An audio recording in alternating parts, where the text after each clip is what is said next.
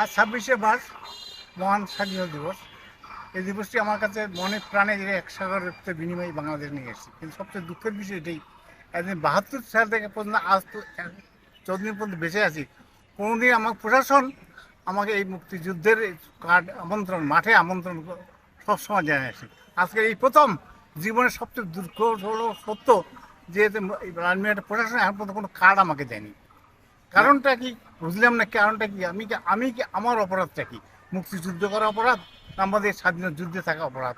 আমি একমাত্র ব্যক্তি লাইনম্যাটে বীর প্রতীক, ক্যাপ্টেন আইজুল হক বীর প্রতীক। আমি অনলি দ্য ম্যান, স্বাধীনতা যে রাষ্ট্রের 126 জন খেতাব, তার মধ্যে আমি একজন লাইনম্যাটে বেঁচে আছি। এর চেয়ে বড় দুঃখ কিন্তু আমার বাড়ির লোকজন বলছে আপনি এখন পর্যন্ত ইয়েতে মাঠে যাননি, তো লজ্জা লাগে আমাকে মাঠে না যাওয়া। এটা আমাদের শুধু লালমনিরহাটবাসী নয়, এটা জাতীয় পর্যায়ে এটা আমাদের জন্য লজ্জাস্কর। এবং লালমনিরহাটের একমাত্র জীবিত খেতাবপ্রাপ্ত মুক্তিযোদ্ধা ক্যাপ্টেন আজিজুল হক বীর প্রতীক, এটা আমরা সবাই জানি। প্রতি বছর 71 সালের পর থেকে প্রতি বছর উনি প্রশাসন কর্তৃক আমন্ত্রিত হলেও এবারে আমন্ত্রিত হয়নি। বিষয়টি আমাদের জন্য যেমন লজ্জাস্কর এবং হতাশাজনক। এর প্রতিবাদ আমরা জানাই। আমি তো বিস্মিত হয়েছি, কারণ একজন খেতাবপ্রাপ্ত মুক্তিযোদ্ধা,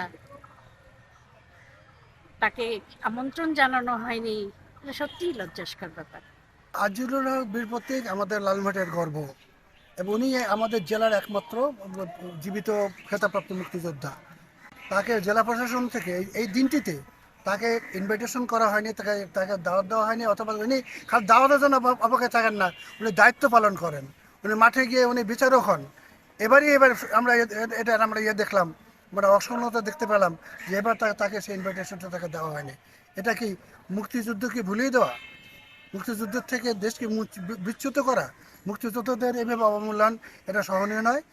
এটা আমরা দৃঢ়ভাবে আমরা প্রতিবাদ জানাচ্ছি। এটা আমার কাছে অত্যন্ত কষ্ট এবং দুঃখ যে একজন বীর প্রতীক হিসেবে, মুক্তিযুদ্ধের একজন ধারক বাহু মুক্তিযোদ্ধা হিসেবে আমাকে এই কার্ড না দেওয়াটা আমি কোনো সমুচিত মনে করি না। মানে এর মধ্যে কোনো কর্মসূচি থাকতে পারে, এটা মুক্তিযুদ্ধকে চেতনাকে সম্মানিত করার জন্য চাইতে, মুক্তিযোদ্ধাকে সম্মান জানাবে, এইটাই হলো তার কাছে। প্রশাসন এখনো মুক্তিযোদ্ধা শুধু তাই নয়, এই ব্যাপারে আমি এডিসি জেনারেলকে কয়েকবার টেলিফোন করি।